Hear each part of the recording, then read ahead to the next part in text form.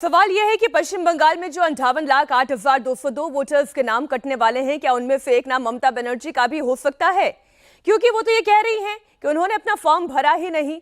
ऐसे में कानून क्या कहता है वो जानकारी आपको दे दे। अगर उन्होंने फॉर्म जमा नहीं किया तो वोटर लिस्ट में उनका नाम नहीं होगा, क्योंकि कानून सबके लिए एक बराबर है।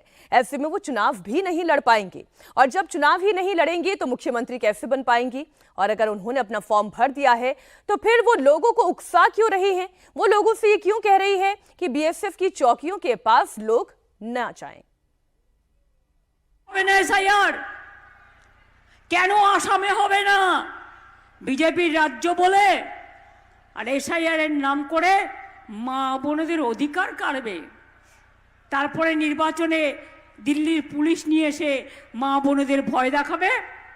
কি মা বোনেরা, নাম কাটলে বাড়িতে সব জিনিসপত্র আছে তো, যেগুলো দিয়ে রান্না করেন? আছে তো? প্রাণে শক্তি আছে? নাম কাটলে ধরবেন তো? ছেড়ে দেবেন না তো? মেয়েরা সামনে লড়াই করবে আর ছেলেরা পেছনে থাকবে।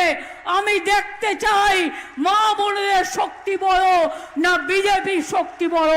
আমরা দেখতে চাই, বাংলা দেখতে চাই। ममता बनर्जी को आपने सुन लिया। उन्होंने कहा कि जो बिहार में हुआ वो बंगाल में होने नहीं देंगी। दो वरिष्ठ पत्रकार हमारे साथ स्टूडियो में हैं, अवधेश कुमार जी, विनोद अग्निहोत्री जी, बहुत स्वागत आपका। अवधेश जी, ममता बनर्जी तो धमकी दे रही हैं। वो ये कह रही है कि मैं मुख्यमंत्री हूं, मैं कैबिनेट मंत्री रही हूं, क्या मैं अब ये प्रमाण दूंगी कि मैं इस देश की नागरिक हूं या नहीं? वो कानून को मानती हैं या कानून से ऊपर भी अपने आप को जानती हैं? मीनाक्षी, आज दमदार 10 के इस दूसरे संस्करण में मैं आप सबको, दर्शकों को नमस्कार करता हूं। और जो कुछ ममता बनर्जी इस समय कह रही है उसके लिए पहला एक शब्द है कि ईश्वर उनको सद्बुद्धि दें। या तो मानसिक रूप से असंतुलित हो गई हैं, या फिर जो उनके कारनामे सामने आए हैं कि उनके यहां से घुसपैठिए निकलकर सीमा पर जा रहे हैं कि मैं आया हूं, बांग्लादेशी हूं, मैं 20 साल से यहां हूं, मैं वोट डाल रहा हूं, मेरे पास सब कुछ है, लेकिन मैं अब उस पार जाना चाहता हूं कि एसआईआर में मेरा नाम कट जाएगा। अब इसमें उनके पास कोई चारा नहीं होता है। और यह उसी की पुनरावृत्ति है। जब भारत में नागरिकता संशोधन कानून आया था तो बड़ा आंदोलन हुआ कि कागज नहीं दिखाएंगे, तो कागज नहीं दिखाएंगे का एक एक्सटेंशन इसको आप कह सकते हैं। हालांकि मेरे पास जो खबर है कि उनका फॉर्म भर दिया गया है, तो फिर वो उकसा क्यों? तो यही बात है ना कि वो उकसा, उनको मालूम है कि पीपुल्स रिप्रेजेंटेटिव एक्ट के तहत अगर आपको विधानसभा या लोकसभा का चुनाव लड़ना है, जो धारा 5 है, तो उस प्रदेश में आपका मतदाता सूची में नाम होना चाहिए, आपको भारत का नागरिक होना चाहिए। उनको मालूम है अगर बीएलओ रिपोर्ट करता है कि ये सत्यापन से मना कर रही है तो संदेहास्पद सूची में उनका नाम डाला जा सकता है।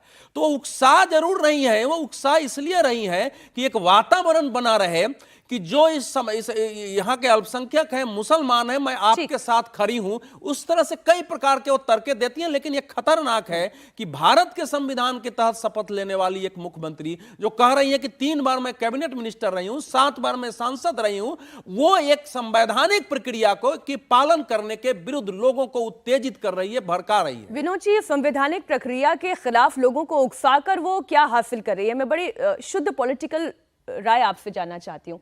क्या इससे वो वोट अर्जित कर रही हैं? नहीं, वो एक मुद्दा बना रही हैं।